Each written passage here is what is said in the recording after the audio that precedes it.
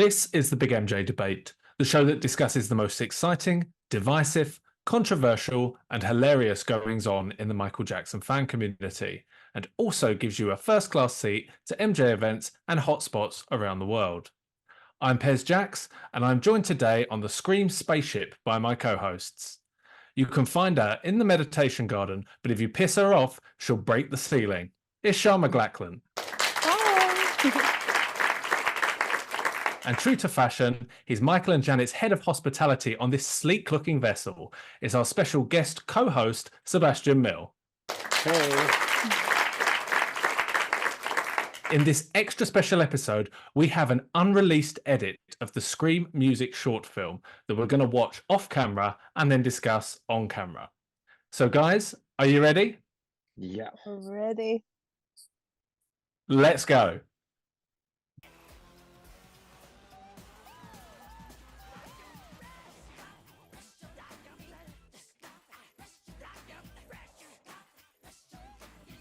It's just so amazing to see things that we've never seen before. So exciting. First things first, we should probably find out where this footage came from and why it's not online and where has it been all this time. So Pez, are you kind of comfortable sharing where this came from, how you got it, why it was only shown to certain people at convention? Tell us all. I'm sure we'll have lots of questions. So yeah, sure. I mean, so where did the footage come from? The footage was something I acquired from a box of items, MJ related items, and this footage was part of that. And I really didn't know what to expect on it. It was just a VHS, and it says Scream Rough Cut, and it says 30th of May 1995, obviously in the American incarnation, because you do things the other way around. So I brought it home. We dug out the TV and VHS player and stuck it on, and was just like, Seb, you were there. Describe the moment when we were kind of like, okay, what do we do with this?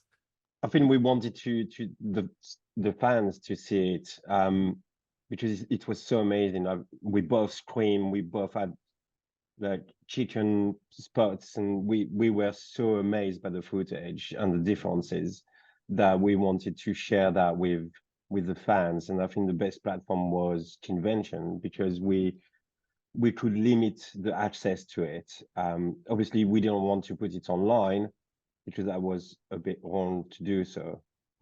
So yeah, convention was the best option for us. So you said that you limited access at convention for people to see. How did you guys do that? Was it something that was quite difficult?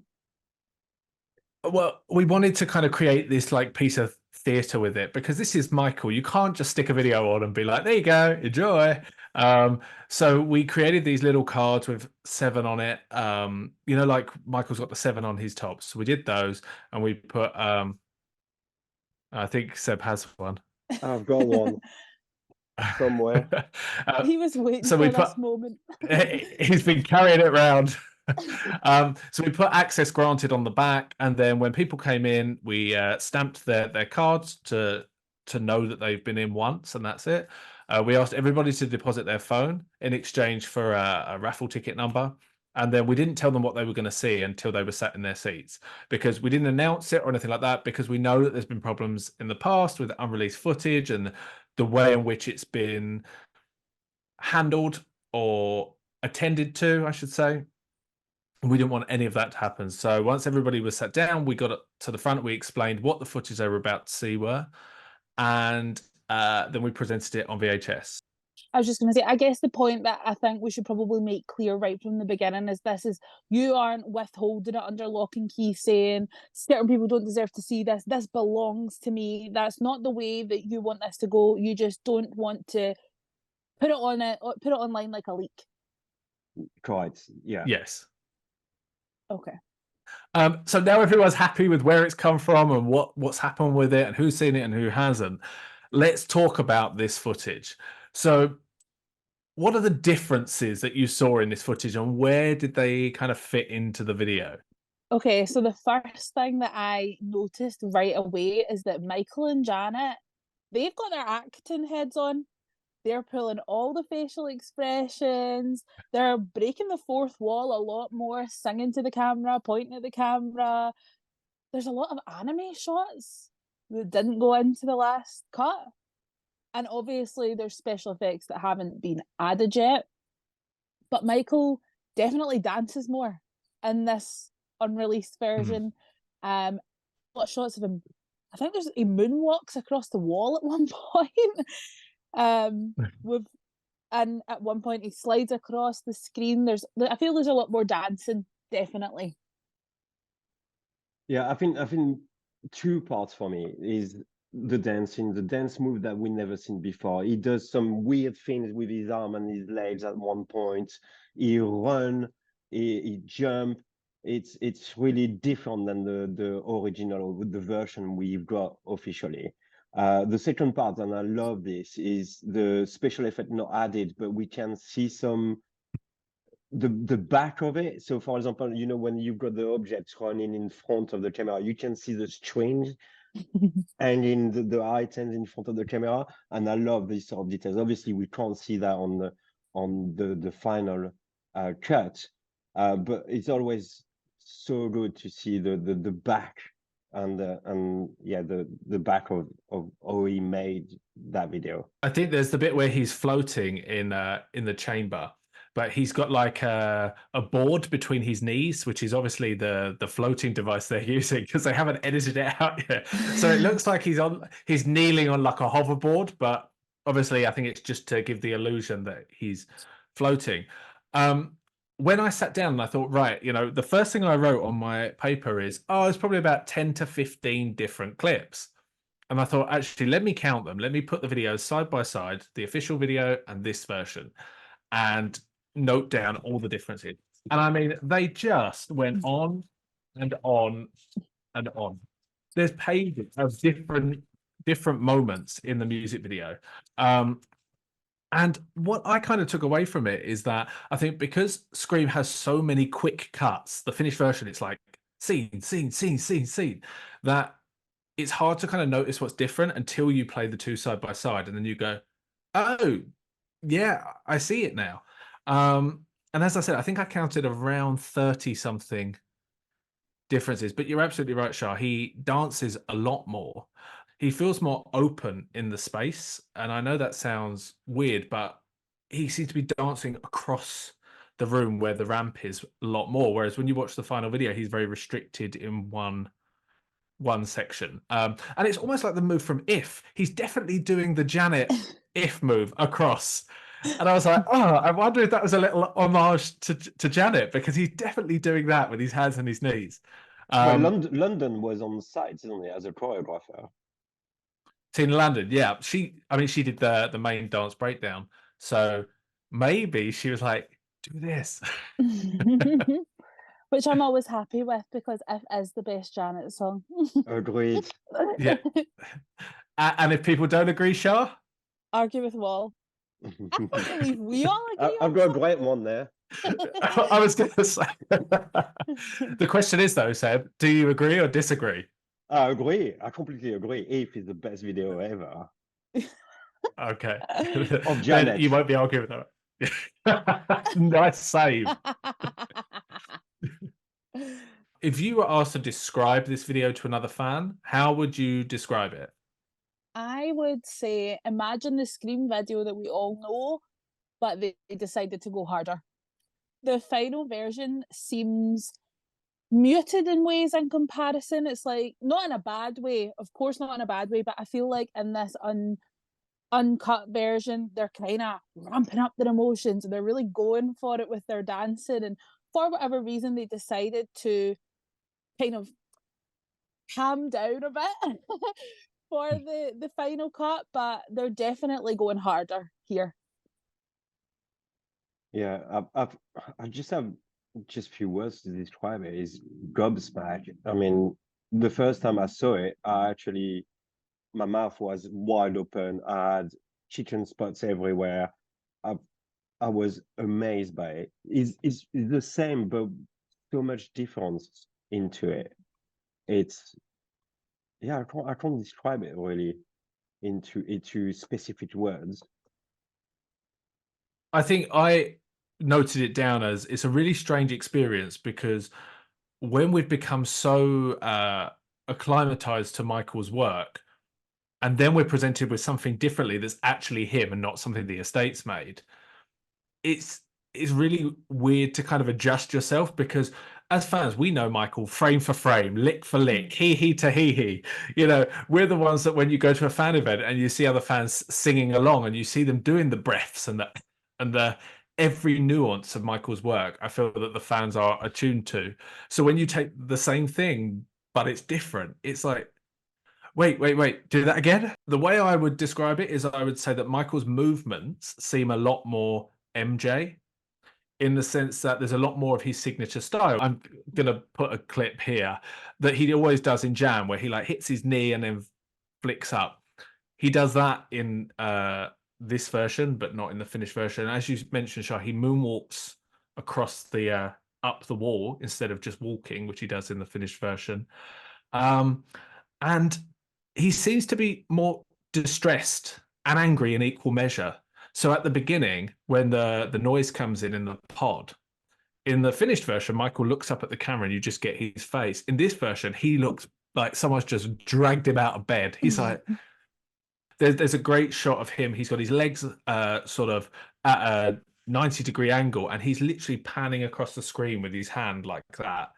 And it's very powerful. It's such a moment of like everything stood still and he's just gliding across with his hand. And so there's moments like that maybe I'm overselling it. Maybe I'm just like, do you No, know you're what? If this not. was in the regular video, I'd just be like, yeah, cool. The thing with Scream is it's very different to all of Michael's other videos, because Michael loved a good story. We all know he loved a story in his videos, and I feel like Scream is kind of more abstract in the way that they're playing about with their ideas. You can tell that they've just been like, oh, what if we tried this? What if we did this? And they're really kind of having fun with all their ideas in this version, I would say. Yeah. I do think though that in this version there seems to be more separation between the two. I don't know if that came across for you guys, but I felt that there was very much Michael's bits, Janet's bits, Michael's bit, and it was even though the same bits that were there together is in the finished version is in this version, they did feel very solo. This version almost gives Janet her 50%. Yeah. And I quite like that. Do you think that the final cut we've got is on Michael's request to have in a bit more Michael than Janet? Because there's all that story about, you know, Michael putting down the sound on the screen singer, and do you think you've done the same on the video, saying, okay, let's soften it and then make me more present than Janet? That's an interesting point. I actually think the reverse is true, because when it comes to the dance break, if you look, Michael is ever so slightly back and Janet is in the front. And it's only a fraction, but he is just slightly back. And I quite like the idea that he's saying, this is my sister, she's got my back, you go forward. Like, because let's remember, he let her pick the director.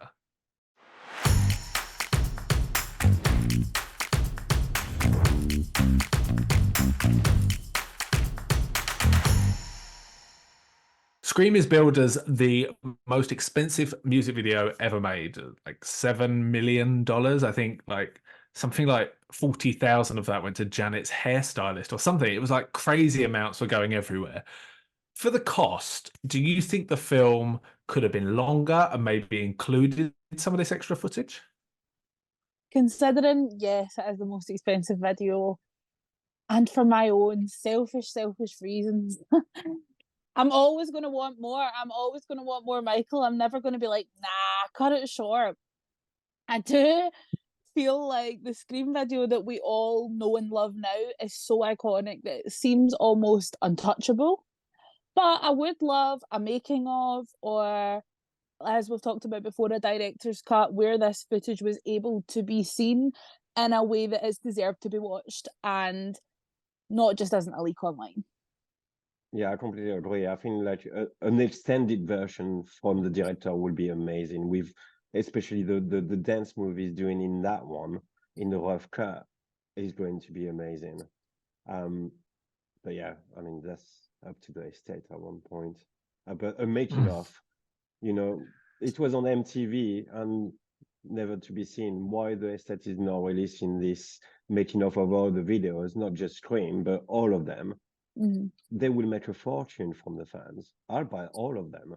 In terms of like whether it should be a longer version, I feel like after we had, maybe with the exception of Thriller and Bad, I would love to see all of Michael's videos as a longer version. I mean, I don't think we could do Bad was what, 18 minutes? I think we're done. Like, I think we get it. No, we don't get it. We want more. We always want more. You're telling me if they were like, oh, we've got an extra 10 minutes of Bad, you're like, no, I've seen enough, thanks. Well, what's it going to be? Daryl going home to eat the sandwich from the fridge? Like, sorry, are you turning down more Daryl footage? Because I won't be having that. Michael going home in his bells and buckles to the fridge to eat the sandwich. Again? I'll have it. Yeah, I think The Way You Make Me Feel was kind of the last long length story video of Michael's that we really got, maybe black or white, but there wasn't really a story in black or white. And we didn't really get that whole story element again for a music video until You Rock My World. And I think when it comes to Dangerous and History, they're probably the two that the fans want these kind of more elongated stories for, because there are a lot of fan favorites in there. I think when it comes to, you know, if they could have made it longer for the cost, they definitely could have added maybe a few more scenes, maybe added a bit more instrumental to stretch it out, or even done like a remix version. You know, like Blood on the Dance Floor, we have the refugee camp mix and then the regular video. They could have done like Scream had how many remixes? I mean, Seb, you know more, like 25. Oh, yeah. Even more. I think I counted 32, and there is actually one which is 12 minutes long, and it's that's a I love that version because it's where Michael's saying stop fucking with me all the way through. So it's a bit that could have been that could be the version. 12 minutes. There we go. We've got enough footage for 12 minutes. Let's keep it going, people. 12 minutes of that, I'm tuned in. You know how I feel about the Scream mixes already. Let's not even go there. But 12 minutes of that, I'll watch. So coming on to a director's cut. So we asked online today, could all of Michael's music videos be revisited with a director's cut version, or does it take away from Michael's original vision? Obviously, looking at Scream first, do you think there could be a director's cut? I think you both answered that already by saying yes. Because first and foremost, I want to know, where is the footage of Michael in the white bobble top? Because there's a photo of him. There's a photo of him on the phone from the set that came out after he passed away. He's in like a dressing room or whatever on the phone. I'm like, well, where's that footage? Mark, if you're watching again, get the footage. Yeah, it exists somewhere. I think as long as it's clearly labelled director's cut, not to be confused with the originals, then it only adds to what we already have. Fans are happy with any new footage. We can't say it enough. You know, a bit like was it done with Vision, releasing a DVD like once a week or once a month with like the version, the original version, and the director cut. It would be a killer. Yeah. But I do think it has to be the original director. I would hate to see some other Muppet coming in and being like, this is the way I would have done it. And it's like, no, hun.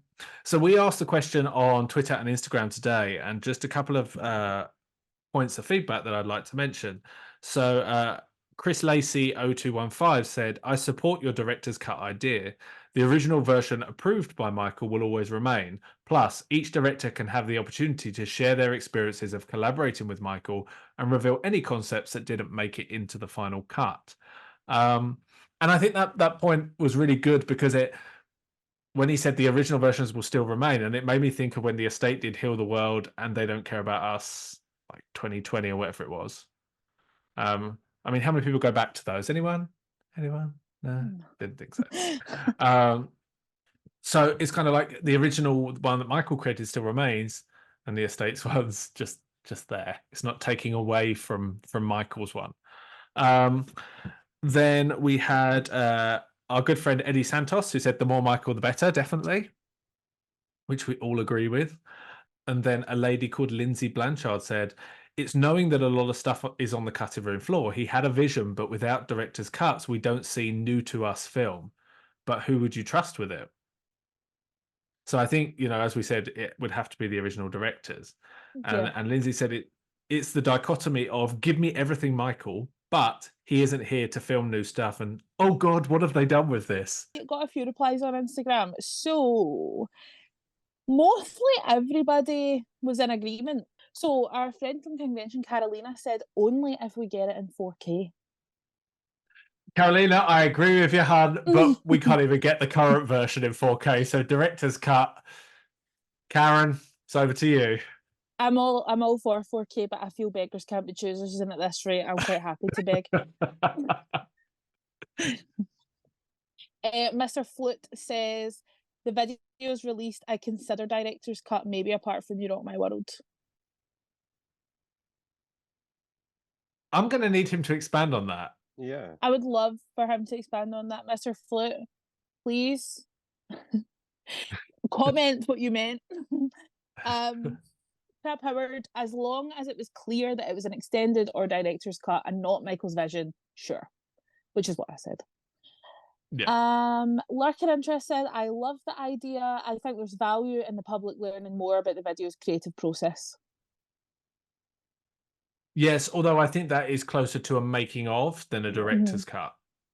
And the final comment was from Bronstad, and he said, no, the director's cut versions would be awesome and much needed new MJ content and footage. So I don't really know what no was.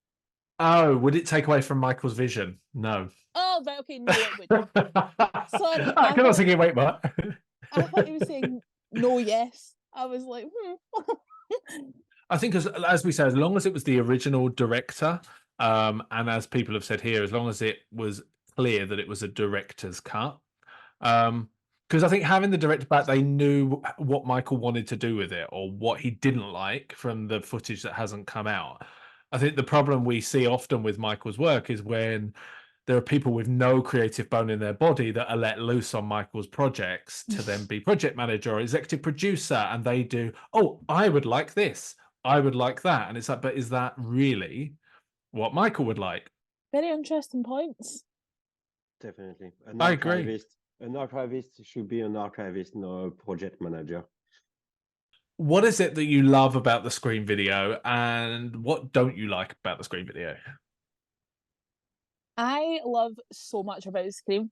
I love Michael's passion. I love that that's the only video we've got with him and Janet.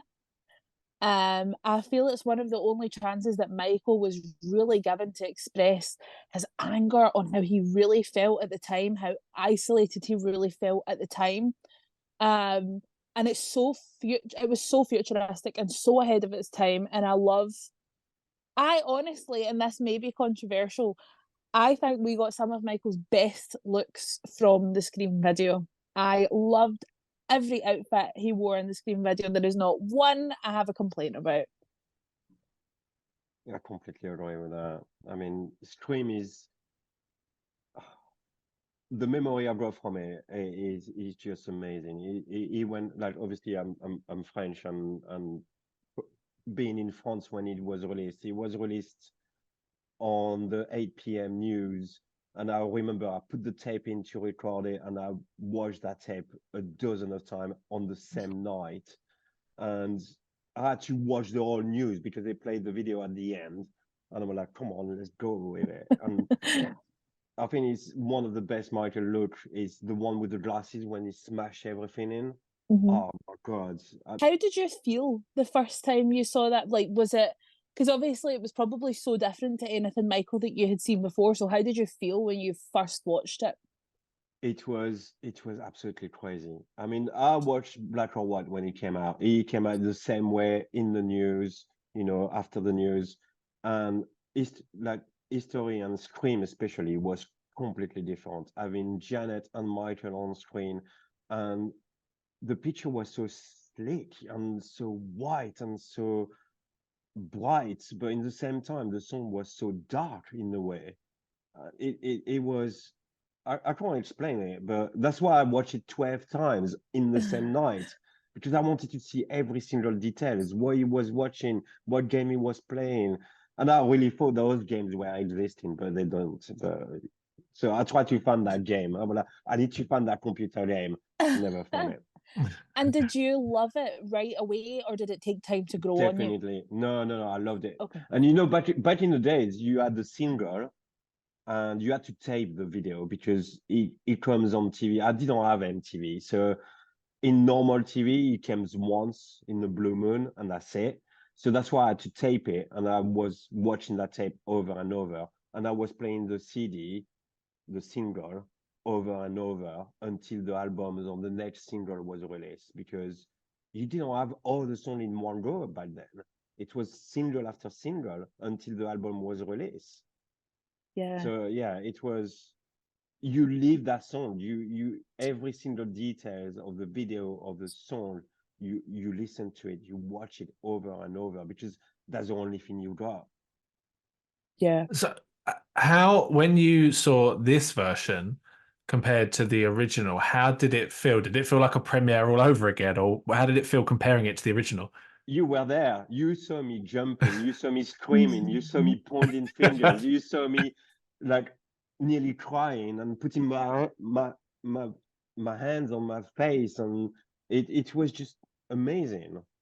For the original question, what do we love and what do we not love? So for me, I love having Michael and Janet together and it being a different style. I mean, all the points you guys have made. The costumes, I think the costumes really make the short films. Even Michael in that big fur, fluffy coat.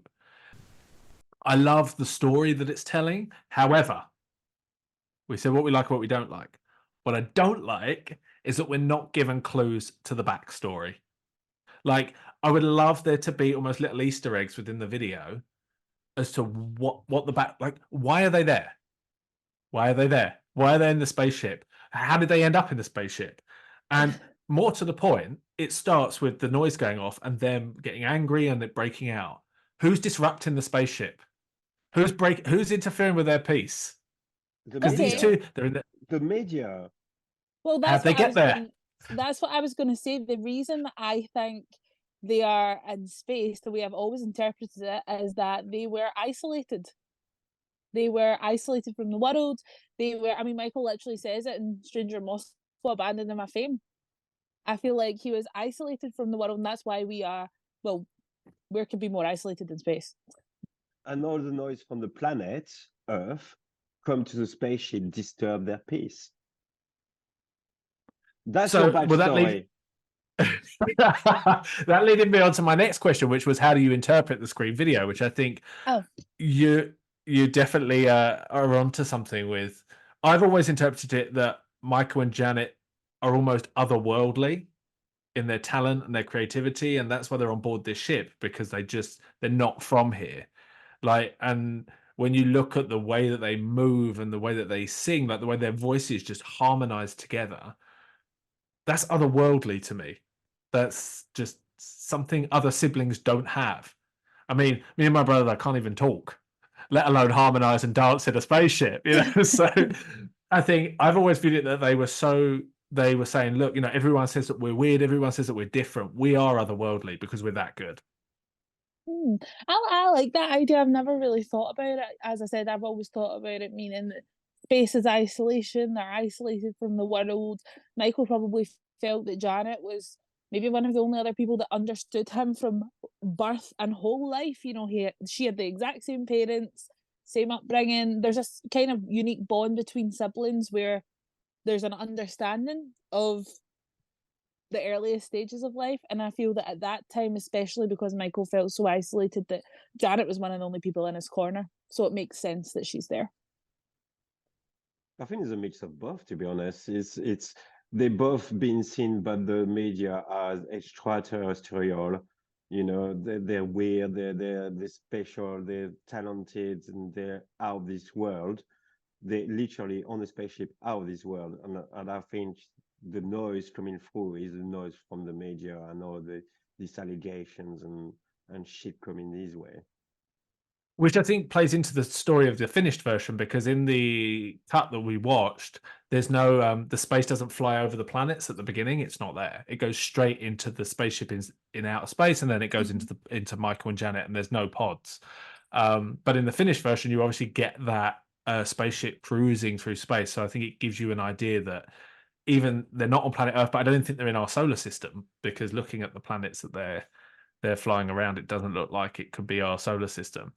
But just 2 points I want to touch on. Seb, you said earlier that you felt the song was dark, but everything was white. And I think that's a really interesting thing to note, that I'm just interpreting this off the top of my head, but it seems almost like people kept saying that Michael had something to hide with the allegations, and yet everything is white and everything is clear. There is nothing to hide in this spaceship.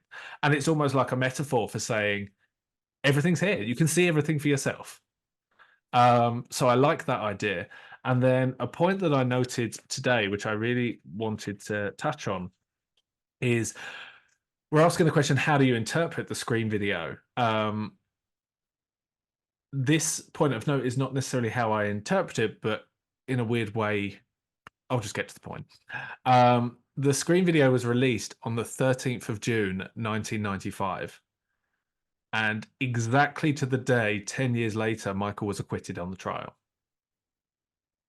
Wow. And I think it's so strange to me that this is a video set in the future. It's a futuristic video, and it's him saying, this is the case, this is the facts, I'm innocent.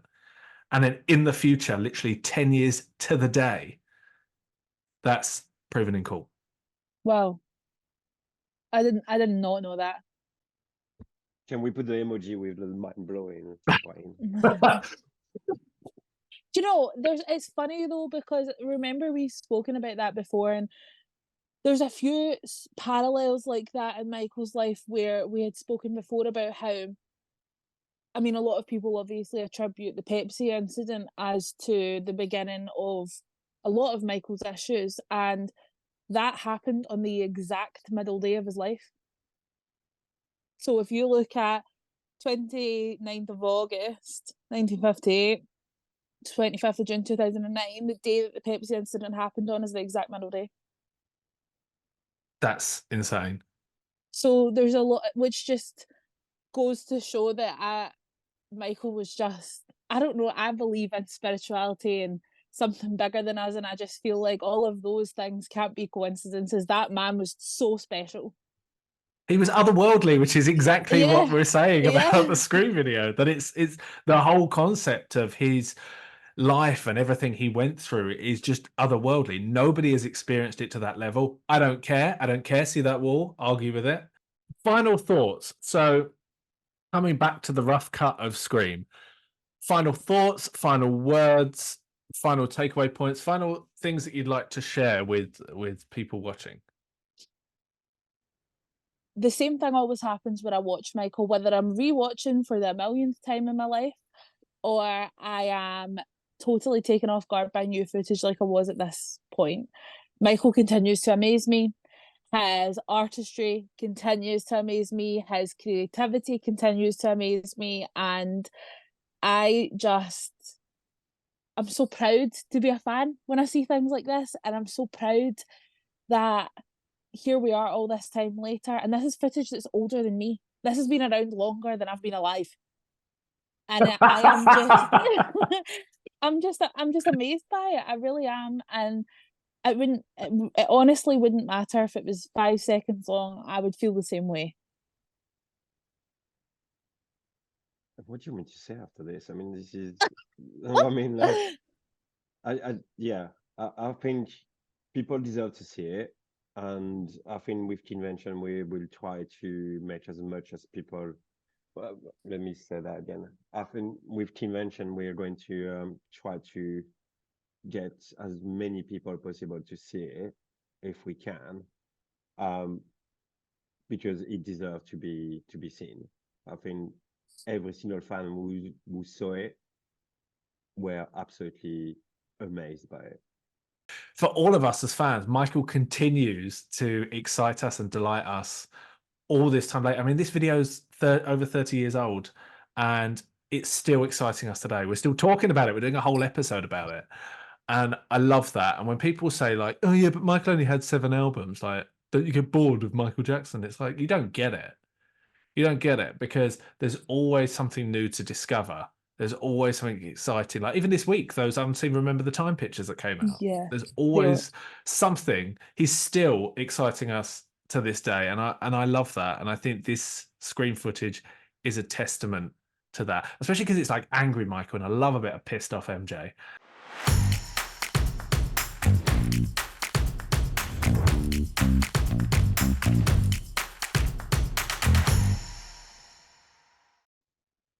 Thank you so much for watching this episode. Please share all of your thoughts, comments, ideas down below. And a special thank you to Seb for joining us today.